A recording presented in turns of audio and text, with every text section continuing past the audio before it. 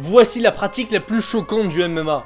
En règle générale, ceux qui ne suivent pas le sport n'arrivent pas à comprendre comment quelqu'un arrive à reprendre autant de poids entre le jour de la pesée et le jour du combat. Ce processus de cutting permet de faire des rebonds énormes comme ceux dont je vais te parler aujourd'hui. Alex Pereira, lorsqu'il combattait à 84 kg, arrivait à remonter à plus de 100 kg le soir du combat. Quasiment pareil pour Paulo Costa qui frôle les 100 kg en combattant à moins de 84. D'après plusieurs sources, Khabib Nurmagomedov était le plus gros cutter à moins de 70 kg puisqu'il était à 82 kg le soir du combat.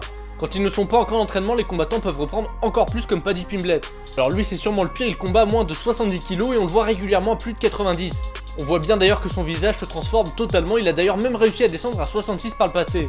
Conor McGregor a lui aussi été dans ces deux catégories et on peut voir la différence impressionnante. À moins de 66 kg, l'Irlandais était un véritable squelette lors des pesées.